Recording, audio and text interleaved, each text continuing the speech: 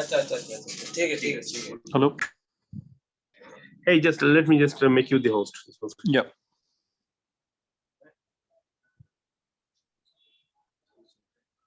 Okay, you are done. Okay. Yeah. Thanks.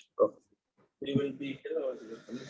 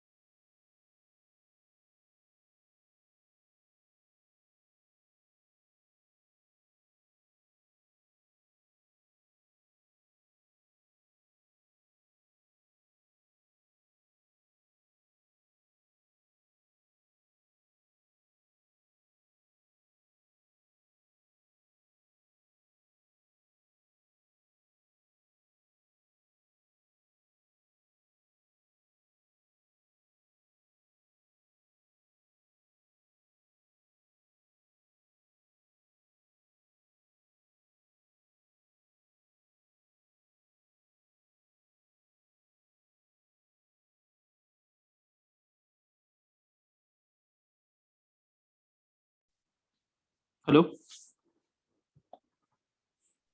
Yes, sir. Yeah, hi.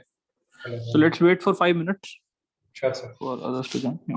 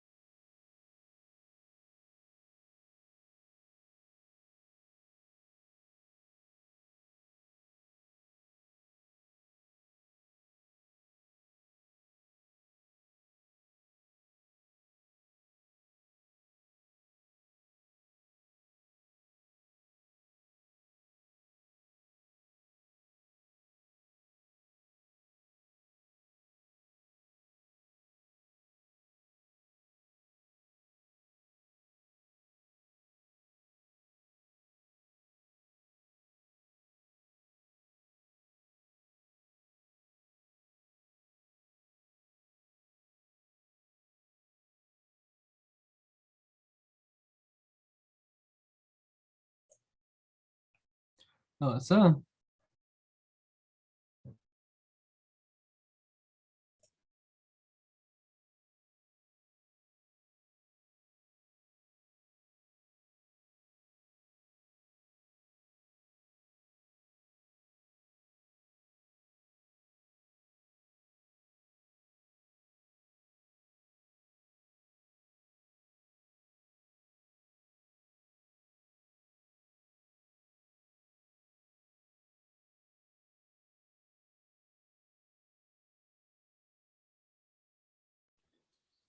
Hello.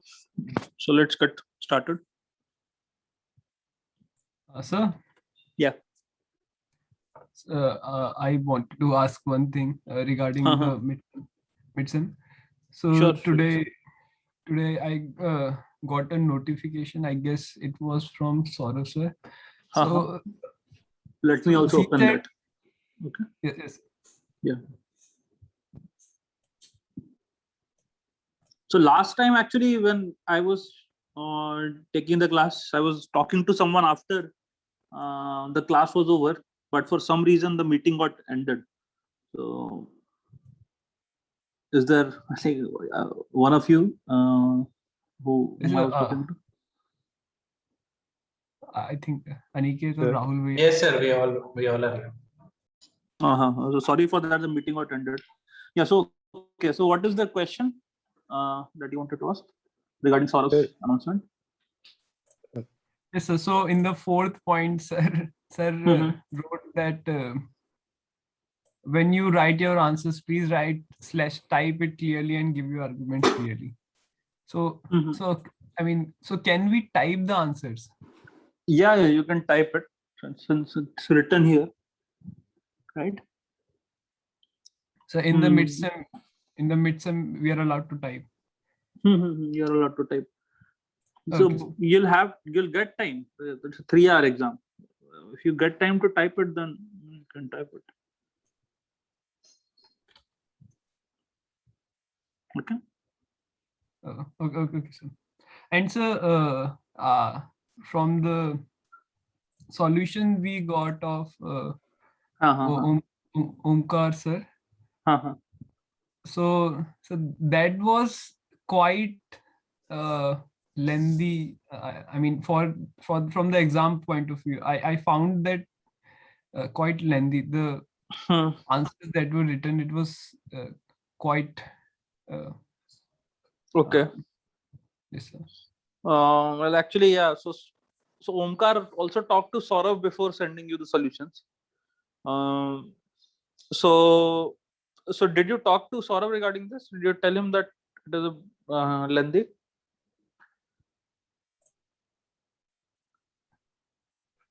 No, so I don't. I haven't. I was not able to read the whole solution, so I didn't ask that. Yeah, that I mean, time. but even then, if it looks lengthy, then so what I'm trying to say is that yesterday was your before the midst of Saurabh was taking the last class. So I cannot actually say since Saurabh already looked at the solution before he sent it to you. So so more or less, yeah, you can try to stick to that. I mean, so it was supposed to be like something that we are going to write in exam. So in the second problem, it was. So maybe then okay. Okay, so let's actually start discussing those things. Okay, and then yeah. What can I say? Yes. Okay, so see, there are some things that your answer should contain. See, if it is so lengthy for you that you feel that you will not be able to answer all the questions, okay, then yeah, then just try to answer a few things in your answer. So actually, we'll start discussing. We'll look at a few problems from the problem set, and then let's try to come up with a answer, right? Answer that you can in a similar way that you can similar fashion that you can write in your exams. Sure, sir. Try to do that today.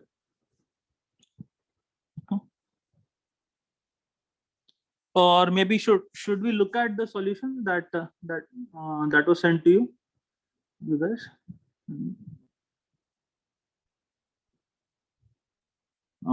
Okay, so where is the solution that was?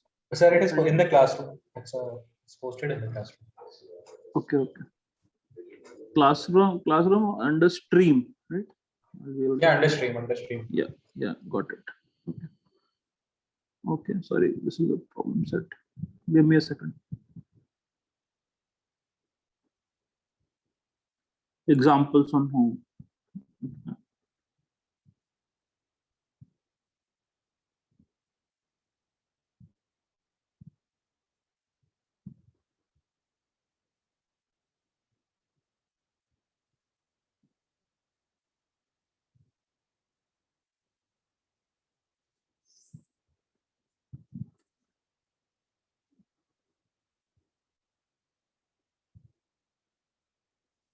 So I'm opening that file here.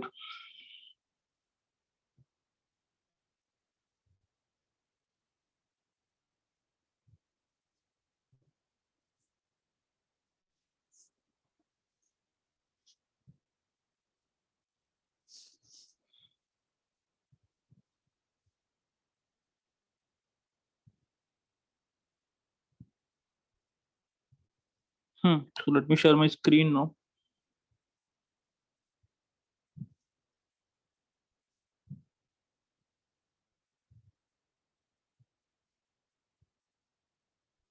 So this is the right.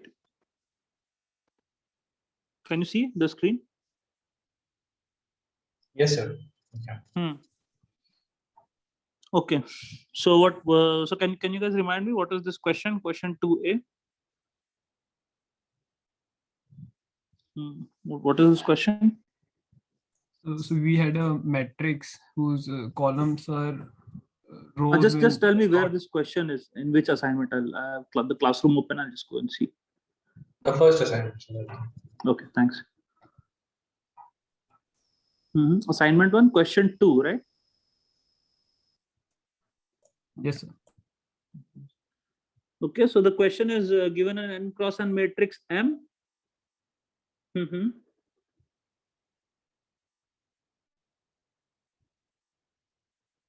Okay, so the question is, so what is the question? Question is that you are given an n cross n matrix M where both the rows and columns are in ascending order, right? And you want to find an X in this matrix M, right? Okay. So let's see the solution. Okay, so see the first part that is written here is that you're going to assume that binary search is some properties about binary search, right? So that it will run in log n time. If you run binary search on an array of length n, then you can find any element in time log n, if that element exists. Otherwise, you will also know that the element does not exist in time log n. Okay. So this is something that you don't have to, you can assume black box without mentioning anywhere. Make sense? Okay. Yes, okay, sir. so now, Yes, now sir. see, just 2 lines of algorithm, right? For I in n. Okay, so this algorithm just what does this algorithm do? You just pick a row and search for X in that row, right? And you do this for all the rows of the matrix. Okay, so this is the algorithm. Okay, clear? The algorithm is clear? Yes, sir. Yeah. So this is something that you have to write. You have to write the algorithm. Okay, and now after writing the algorithm, what do we have to do? We'll have to argue about its correctness and running time. Okay.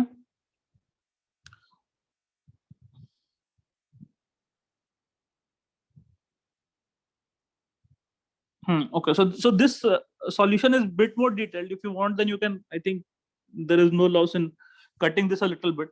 You just say that, okay, this correctness, you can just say that,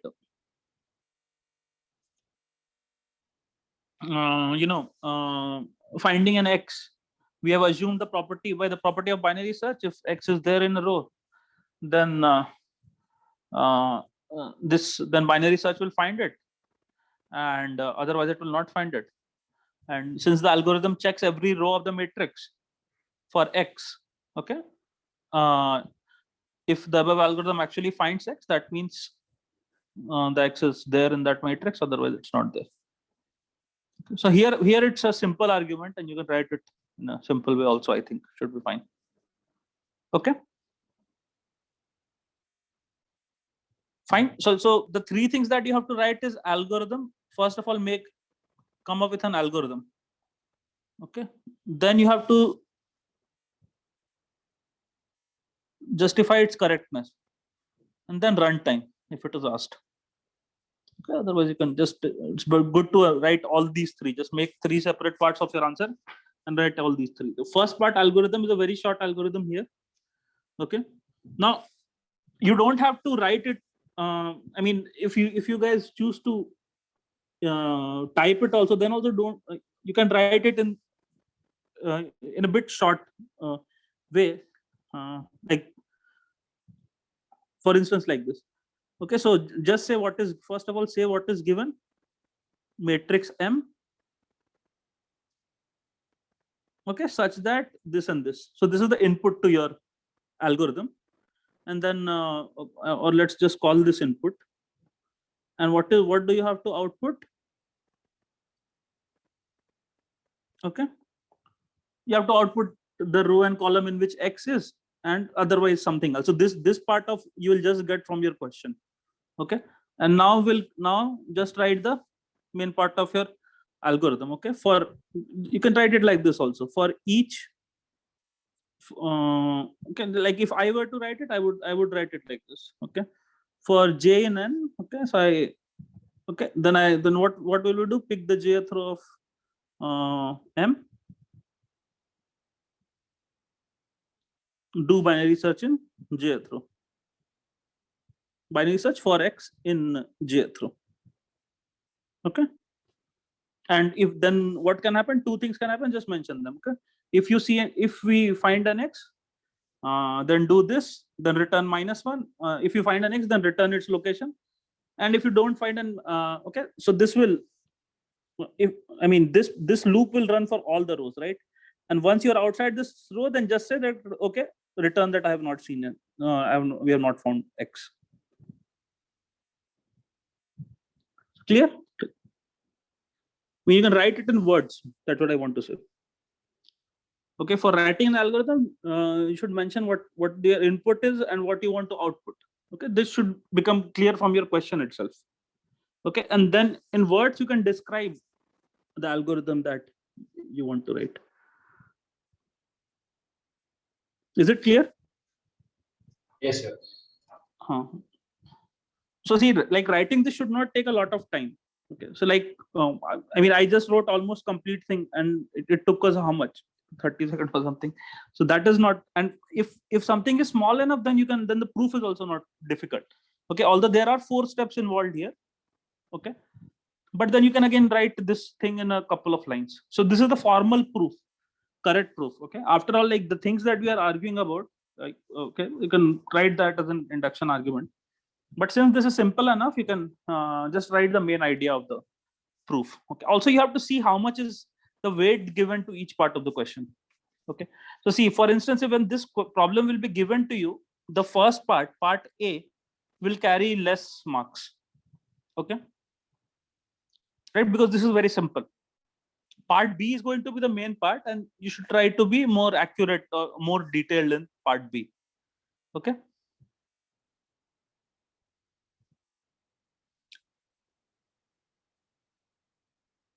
Yes.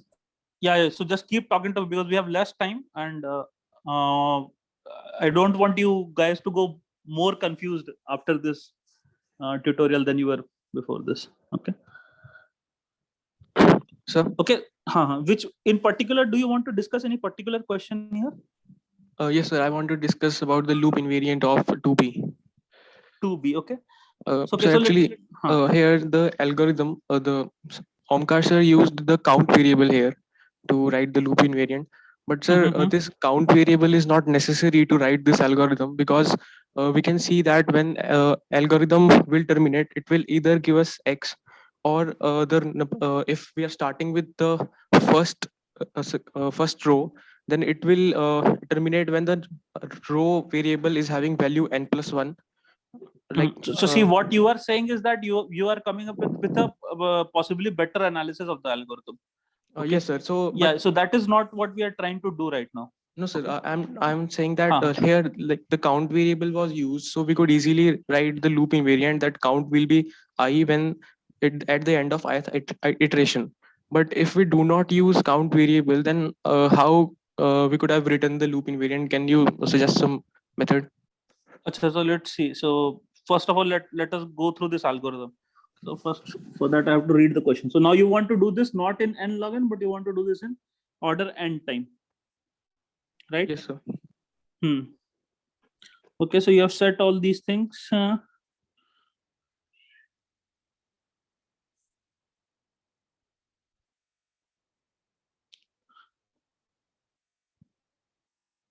What is happening in this algorithm? If somebody has already understood, then can you tell me? Yes, How are sir. you So, searching? Okay, so what you are we have this doing? matrix M. Okay. Yes, sir. We're Where does starting the search from start? top right. Top right. So what are you assuming? That the rows are increasing and the columns are also increasing, right? Like this, right? In value.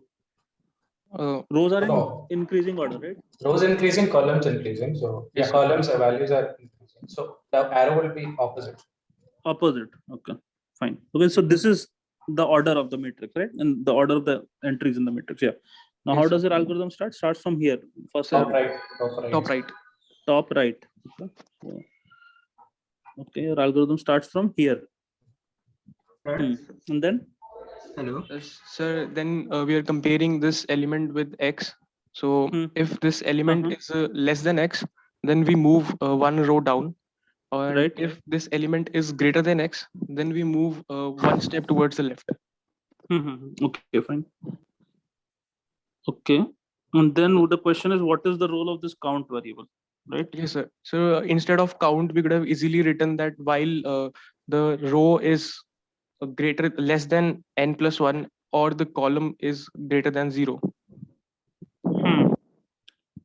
Yeah. Sir, if we do that way, so how can we write the loop invariant? So I couldn't do that. I was really confused how to do the loop invariant. So here actually I have to think. I cannot immediately answer this. Sir, I can suggest based on like what we did in the previous Yeah, one. then it will be nice if you can discuss amongst yourself. Okay. No, like here only, sir, it is like enough to say that okay, matlab, a part of this matrix, a sub matrix has been scanned. Matlab, if x, so invariant can be something like this. If x belongs to that sub matrix, it is already found. Else we are continuing here looking at the other part, like the remaining matrix. Okay. So like in the previous part, the variant was what? It was like after k steps, we have already looked at the k rows, and then we are going k minus 1 rows, and then at the k step we will explore the k rows. So in line with that, we might come up with a loop. Yeah. Okay. So yeah. So the thing is that right now I don't really want to solve this. If you believe that you have a correct or alternate way to do it, then fine, go ahead with that. Okay. But what I want to focus is if you have an answer and then if you want to write it down in the coming exam, then you should not have any confusion. Okay. Like, given that you have answer, question is, can you write it or not, such that you can answer all your questions. This is what we want to do. Yeah. Hello, sir. Am I audible? Yeah. Sir, what I was asking is that, so for every problem, do we need to provide like rigorous proofs like this, it was mentioned in this paper that you were presenting? The paper. Yes, sir. So Okay. I mean, should all the proofs be this kind of rigorous proof, or we can just write the? Yes. So some simple ones you can argue directly, like this one, 2a. Okay. The thing that is happening in this algorithm is that you are just searching every row, okay, and you are exhausting all the rows by searching each of them. So that is, just write that as a logical statement. Like, you don't have to write this entire thing. Okay. So that's what I wanted to ask, because basically we are just searching the rows, and I mean there's writing this much for just searching every. Yeah. So when you will be given a question, then also the marks will also indicate how much effort you have to spend on that question. Okay. So see, like in other courses also, right, which you take, I don't know what courses you guys have taken, but if you want, then you can write everything in full detail. Okay. Every answer you can be written in even 1 marks question, answer to those questions can be written. You can take 2-3 pages to write, but you don't do that, right? So you have to similarly, okay, if this question has 2 marks, why will you spend so much? Just write a 3-4 line algorithm and say, and just say that, mention this, now that you are describing correctness. You can divide your answer into 3 parts. Algorithm that- correctness and sorry, go ahead. That's why we asked for a model solution. I mean, Okay. So yeah, for now, you have, now it is becoming clear, right? Like what you have to do. See, you have to Yes. you have to give an algorithm, convince the correctness of that answer, and analyze its runtime. Okay. So for instance, so let's say if you want to write this, then you will write this algorithm or this algorithm, very short algorithm. Okay. You can argue for the proof of correctness here. In this case, it's easy to observe also, right? If you're able to convey your answer, then you don't have to write a lot in order to do that. Here, the algorithm itself is explaining what is happening. Okay. So you're just searching every row and then exhausting all the rows. So arguing for this is not, correctness is not too difficult. Should not take much space for you guys to write.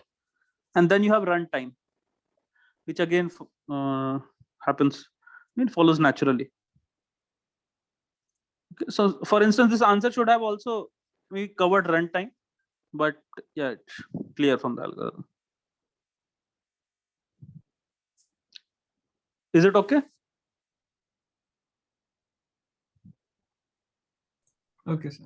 Yeah, but the second one requires a bit more,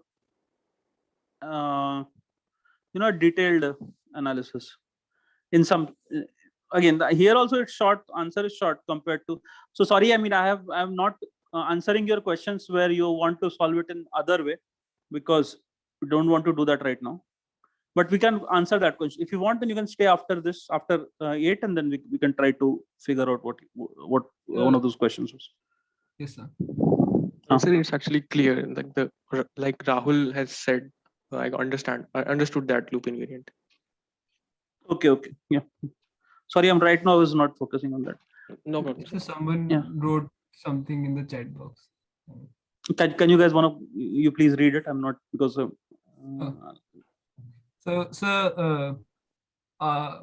Sir, we on behalf of whole batch has sent a mail to Professor Saurav, sir.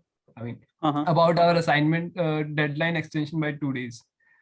We don't know if he read all these mail in the evening, so we don't know if he has checked the mail. So can you please confirm? Sure. From B2022. So I'll give him a call. Okay. After the tutorial, I'll give him a call and tell him. Okay, sir, after that, can you please post it on the Google Classroom? I mean, the confirmation, if possible. If it is confirmed, then if Saurav agrees, then yeah, I'll post it. Even if it does not, then also I will post it. Okay. So either way. Okay. Okay, sir. Thank you. Sure. So how about the third one? Okay.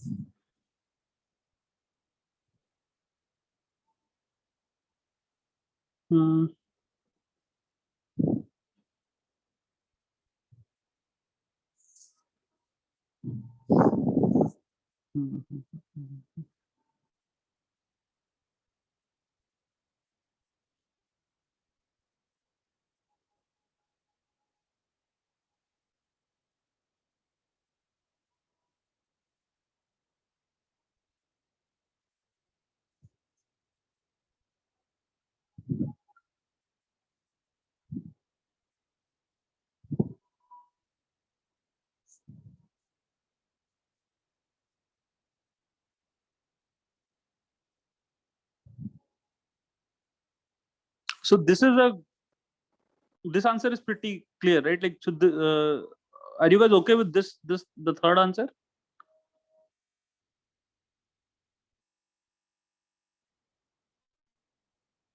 Question 3, I'll go answer to this question.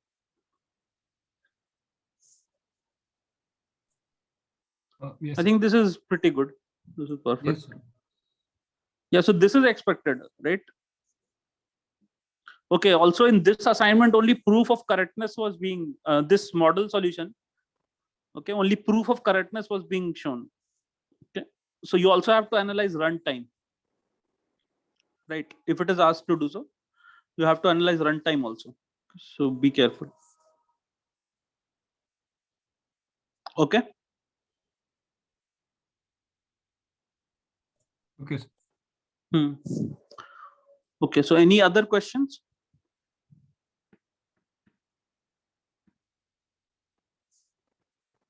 Okay. Otherwise, we can go to that problem, shortest path problem set.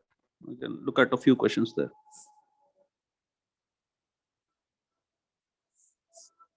Okay. So let's go there.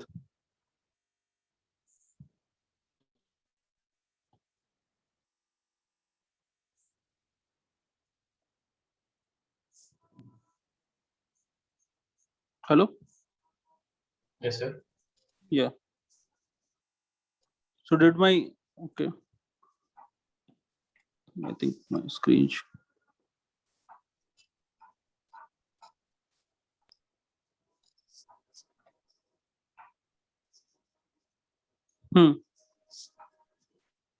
Okay, so did you guys get a chance to look at this problem set, the shortest path problem set?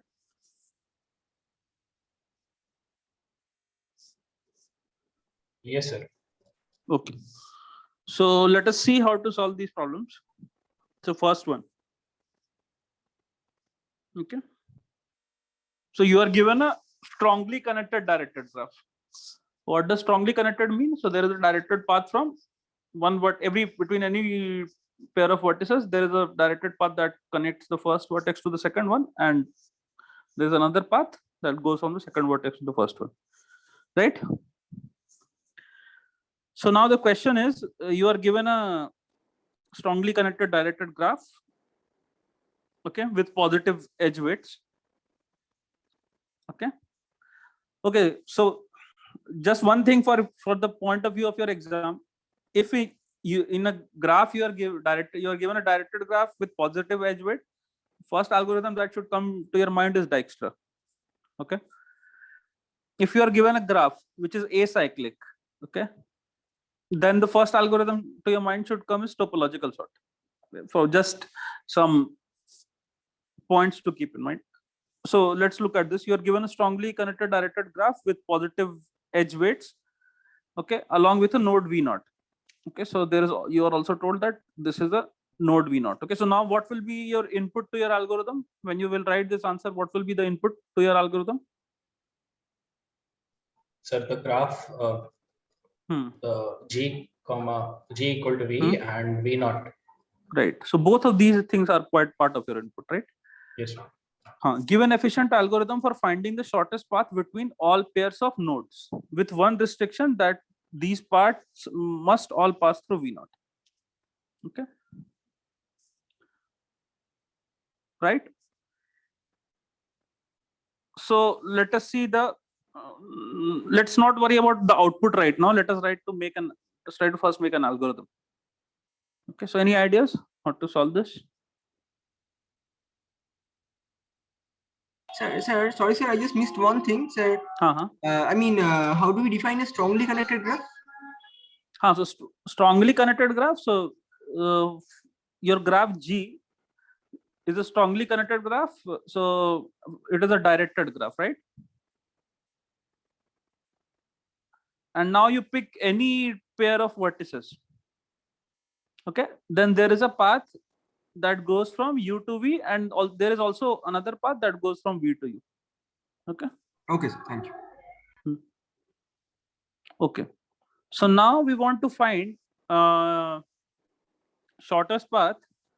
What do we want to find? Find shortest path between all pairs of nodes, such that the path passes through your input V0.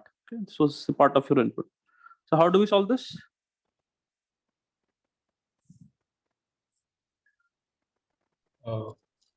Sir, okay, so let's say we want to you want to find the shortest path between U and V that passes through V0. You want to do this? How will you do this?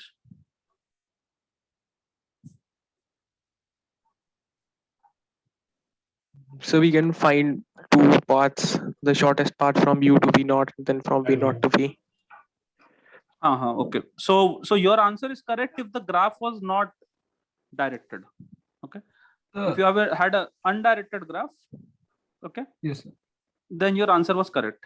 Fine. So in the simpler, if assuming, so we are first solving a simpler problem. Okay, let us assume that the graph was not directed. Okay, simple weighted graph, and I mean, like by simple, I mean, no directed edges, and the graph is weighted. Then what will you do? Find B. find shortest path from U to V naught, and then find shortest path from V naught to U. Okay, and you'll be done. You'll just concatenate these two paths, or maybe you can, if you want to find the length of the part, you'll add the length of this and this, and you'll be done. Okay. And third will be return L1 plus L2. Okay, but now what is the issue? That the graph is directed. Okay. So now how we will solve this? So first of all, we'll assume that we already know the Dijkstra's algorithm because we have read it in the class, right? Sir, Okay. sir, what is the problem with the, I mean, the directedness? I mean, So see, there is a path between a path from U to V, and there is a path from V naught to V, right? I mean, but the how will you find it? Sir, then we can reverse the edges of G. Right. So that's what we'll do.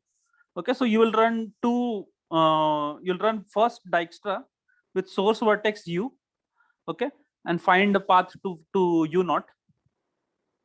Okay. So let us now write the algorithm. So this you have to do for all vertices. I'm writing an inefficient algorithm right now. Okay. We can optimize this. Okay. So for all pair of vertices, a trivial algorithm. Let's start with this. Okay. Run what we want to do? Run Dijkstra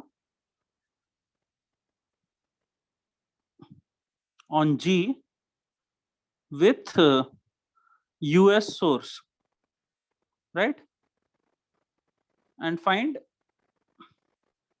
shortest path from U to V naught. Clear? So this will be the first step. Okay. And then what will we do? We'll reverse the graph.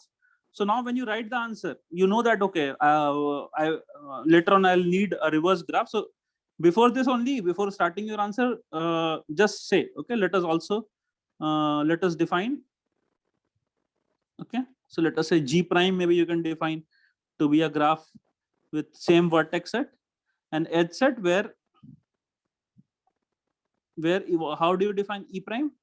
Where you will say that, okay, where UV in E prime, if and only if VU in E, right? And the edge weight is same. Sir, I think you should run Dijkstra on G. If you're running with, first you should run on G prime with V naught as source, right? First we should run on G prime with V naught as source. So and then you run on G with V naught as source. But both in G and both on G and G naught you have to run with V naught as source. Yeah, sure. Yes. Otherwise, idea is clear, right? Idea of the solution is clear, I guess. Yes. Like, I mean, yeah, I think you're correct. So we want to find a path that takes your vertex, U to V and goes through V naught, right? This is what we want to do, right? Yes, sir. Yes. For all pair of vertices. Okay. Okay, a shortest path that goes from U to V via V naught is going to be different from a path that a shortest path that goes from V to U via V naught. Okay, so there will be two different paths. So when we run Dijkstra one of these times, we want to find out this path. Okay, right? That connects U to V naught. And then next we want to find out this path. Okay, and you add their lengths or concatenate, and then you will find the path that connects. Okay, so that is the, I mean, that is the idea. I mean, I'm not solving this problem in full detail. Anyways, okay. So is this, this step should be changed? Is this what you're suggesting? What was the purpose of reversing these edges, these directions? Because you have to now you have to start from here and go in the other direction, right?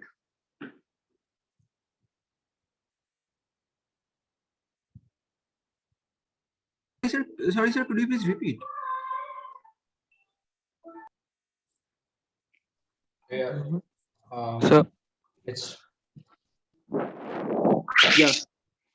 actually, here if we are running Dijkstra's using each vertex as a source, then we do not need to reverse the graph. We need to reverse only if we are running the Dijkstra's using V naught as a source. Right. But if we are running with every vertex, then it would be highly inefficient. Right.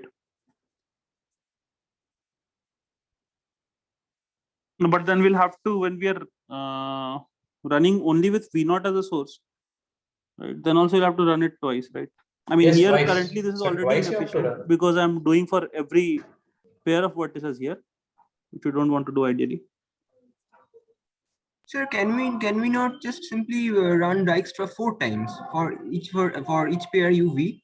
We can run Dijkstra starting from U and ending at V naught, then run Dijkstra starting from V naught and ending at V. No, not ending at V. I mean, in order to find out the shortest distance between from V naught to V, and do the same for V naught to V naught, V to V naught, and V naught to U. So if each, I mean, if one time Dijkstra takes T time, then it will take 40 times, right? It won't. I mean, the runtime. Total V to the power 4. नहीं Sorry? होगा. Total mod V to the power 4 हो जाएगा, right? For every pairing. Yeah, so we want every path, not just all the shortest. Yeah. Okay. Sorry. Can you explain once more what you guys are saying? Sir, are you suggesting that we can do better than to run Dijkstra twice? No, I'm not suggesting that. Sir, so when we run Dijkstra twice, we already have all the pairs of solutions, right? All pairs of node solutions. Yes. One second.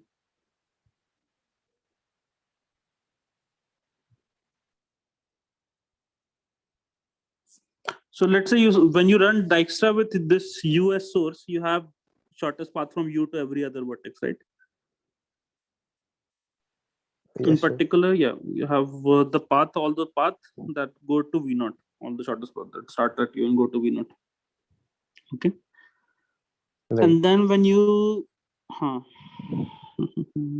So, but we shouldn't take U as a source for any of our Dijkstra. Sir, we can, yes, sir, right? exactly. Aniket is what saying. Sir, think of it as we want Yeah. to find a single destination shortest path where destination is V naught, and then you have to find a single source shortest path where source is V naught. Then combining them, we will have right.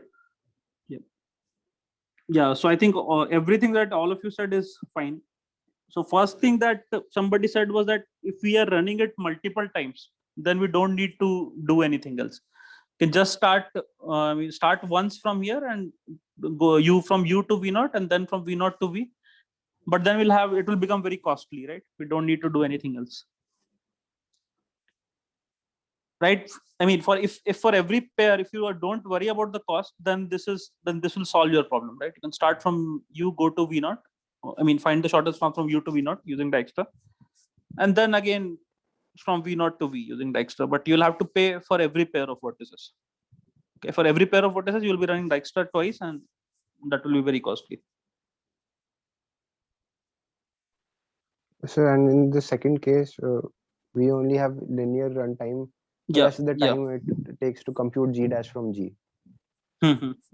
Because we're assuming that we have a list of neighborhoods, right? Right. Yeah, so maybe I shouldn't have presented the way I did here. Okay.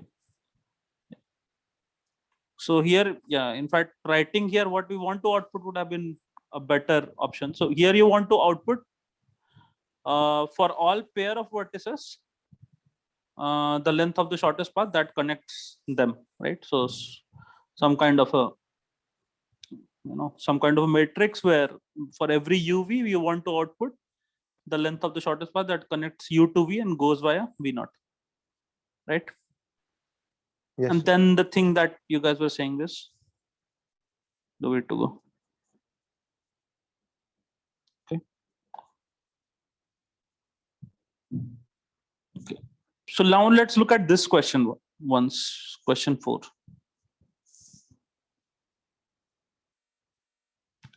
So other questions, is there anything that you want to ask? So let me just say how to solve the others. So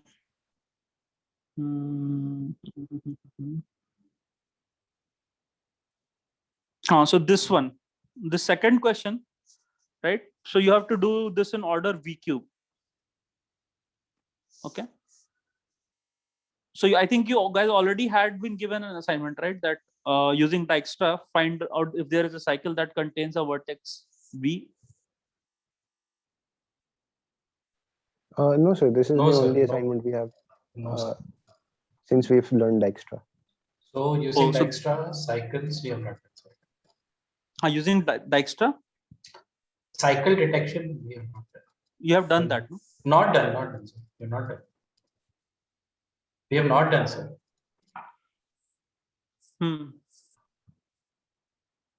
Okay, so let's say in a graph, if there is a vertex, right, and you want to find if there is a cycle that contains this vertex. Okay. Then how will you do this? You just look at all the neighbors of this vertex. And then Fine. we can do it one by one and just run BFS or DFS from it. Right. Okay. If you just want to find if there is a cycle or not. Okay. Now here, what do we have to do? You have to find the shortest cycle. Right.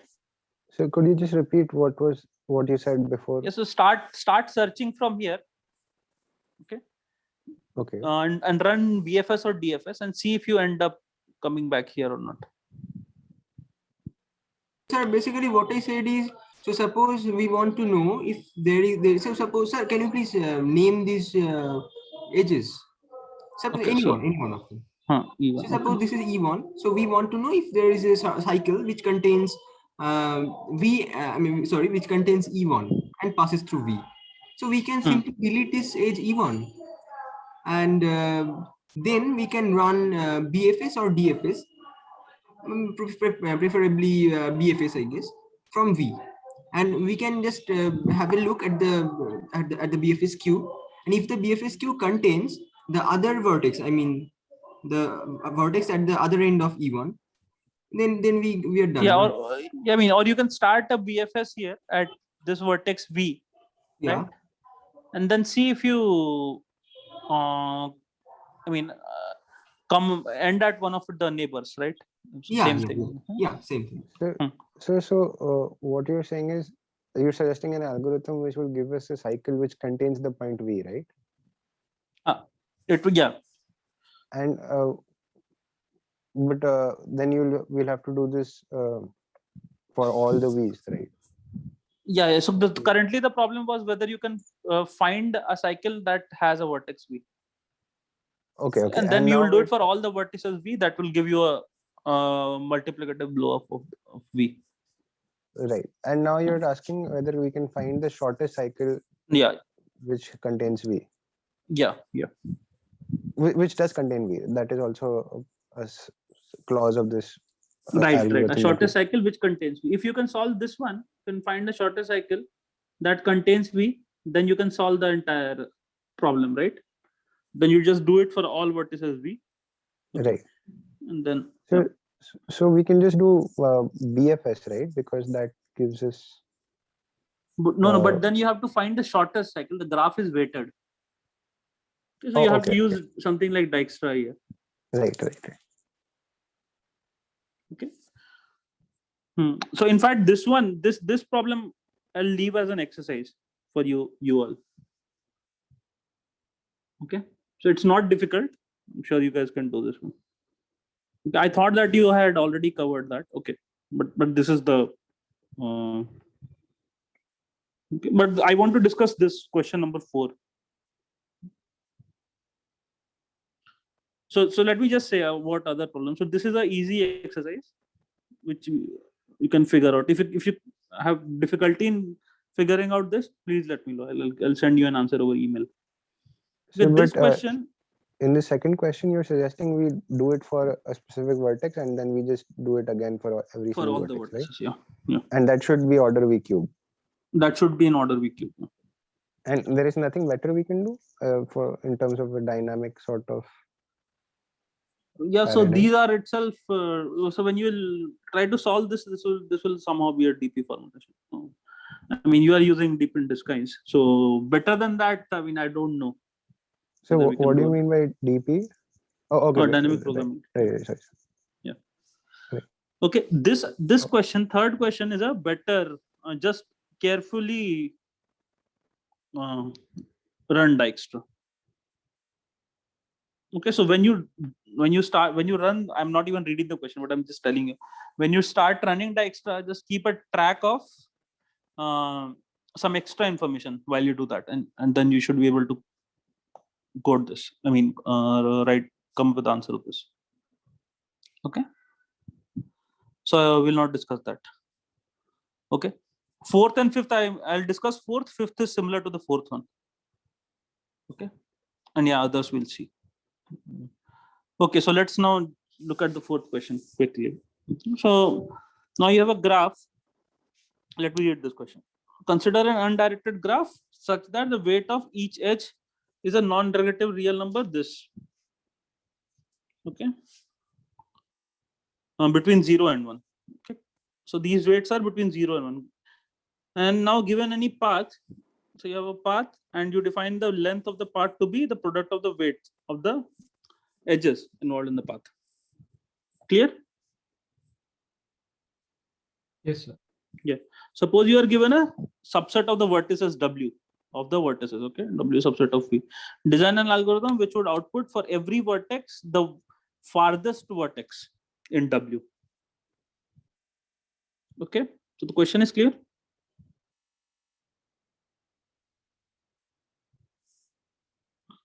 Okay, so let us look at the main. Sorry, go ahead.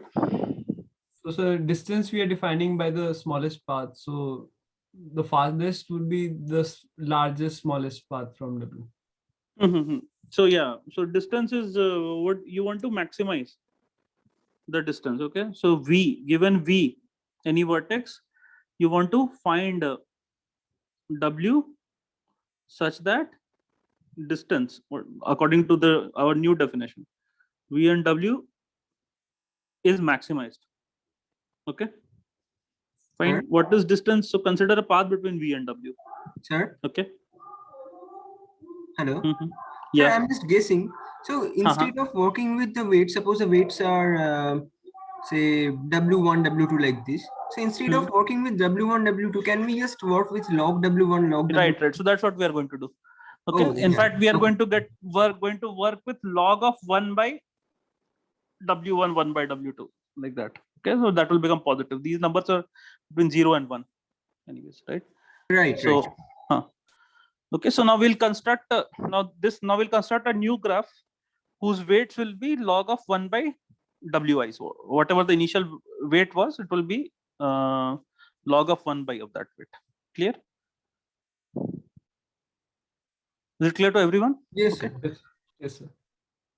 And now what we want to now the reframing would be the not the farthest vertex but the closest vertex, right? Right. Not really shortest problem. Now, right. Yeah. Now this is what this is known as reduction. Now we are reducing to some problem that we already know how to solve. Okay. And now you have this vertex W, V that was given to you, a set of vertices W. Okay. And you want to find the vertex that is farthest from this. vertex that is closest to this, right? In the new graph. Yes, sir. And the weights are all positive, so we can just use Dijkstra and see which is the first vertex that we hit in W. One second. Weights are all positive, and so you want to see which is the first vertex that you hit in W. So from where will you start? Your from you will start, right? So G is undirected graph, by the way. Okay, so from V we'll start from V, right? Which is the vertex. Oh, okay. For every V. Okay. And let's just solve it for one V first, then we'll see. Okay, so for one V we can just use Dijkstra and see which is the first vertex we hit in W. Right. Because that will give us the shortest path. And then we can do it for all the V's, but probably. Yeah, but that will incur a blow up. Okay. Right. So yeah. Okay. So let's do this. So let us make a new vertex. Okay. Call this vertex S. Okay. And with every vertex in W, let us assign we are constructing a new graph. Make an edge from S to this and put weight 0 on this vertex. Okay. Okay, sir. Now let us run Dijkstra with this as source. Okay. So this is only an idea. You have to fill in the details. Oh, okay. With S as the source. Okay, right. Okay. This one is similar. So this is for you guys to try as an exercise. Was this clear at some level? Yes, sir, can you please give us some more hints about this problem 4? I mean, so after running Dijkstra, then. And then this length. Now from here,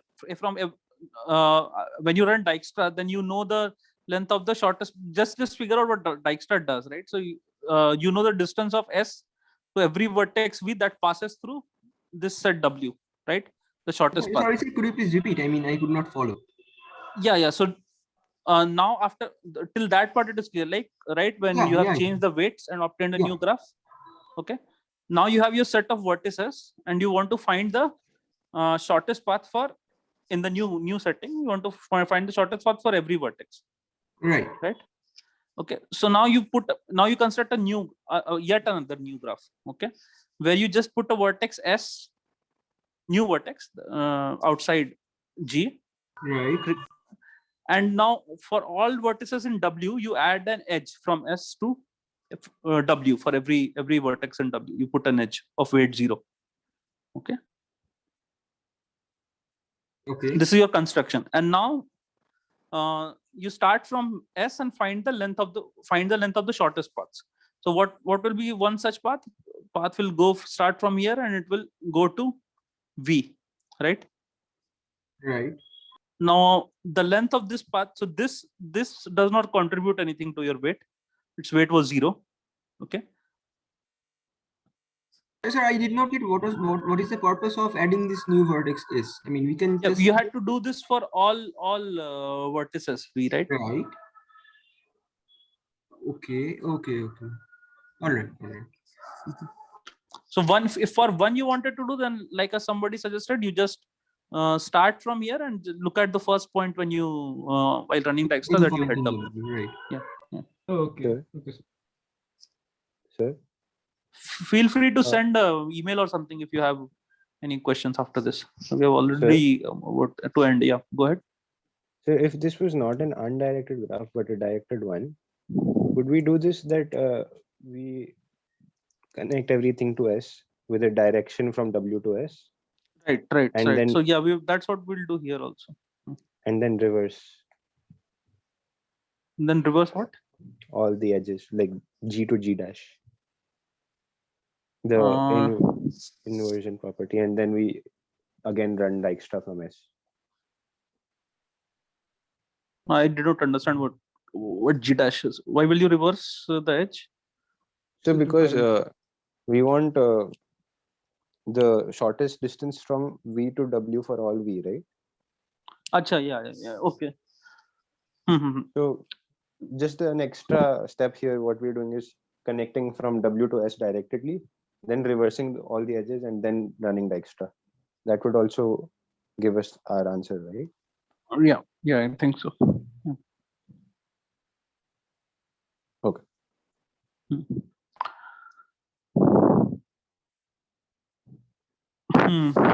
Okay, so this one, the next question, sixth one. So now let me just say how others are getting solved. Sixth one. Okay.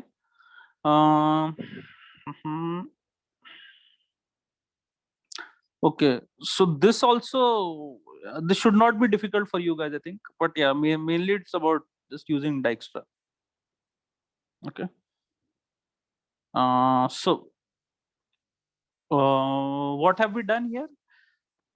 So we have H is a subgraph of G. So let me read the question. So let G be a connected directed graph with non-negative H bits and S and T be vertices of G. Okay. And now you take a subgraph by deleting some edges. Okay. Now you want to reinsert exactly one edge. Okay, from the original graph back into the H, into the smaller graph, so that the shortest path from S to T in the resulting graph is as short as possible. Okay, so here what you this is a simple problem. So what you have to do is that so H was obtained by deleting some edges, right? Okay, so say that E1 okay is equal E1 okay, let's say EK are the K edges that you deleted. Okay, now each edge had some vertices, right? Okay, I think I should write like this here. Okay, so each edge had some vertices. Okay, now use Dijkstra to find the paths length of the shortest path connecting V1 and V2. Okay, for each of them, and then you want to ask, okay, maybe let me just leave it at this point. Okay, just make a list of all the edges that was deleted. Okay, and now you just want to figure out which of these edges you will insert. Now you have to insert one of them such that this condition is satisfied. Okay, and the way to find out which of these has to be inserted can be guys can easily do using Dijkstra. Okay, fine. And this seventh question you have been given a DAG, directed acyclic graph. Here you have to use topological sort to solve this. Okay, eighth one, I think. So this I'll leave it to you. Eighth one completely. We've already crossed the time. Okay, so you can refer to this is I think called Johnson's algorithm. If you're not able to get it, then you can try to find it. Okay, other than that, if you face any issues or any problems, just send an email. Okay, I'll get back to you.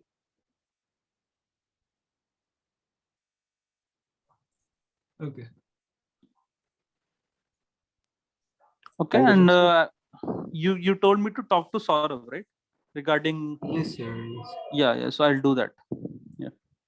And so just for the confirmation, can you put that thing in the Google Classroom? Yeah, I'll do that also. Thank you, sir. Yeah, thank you.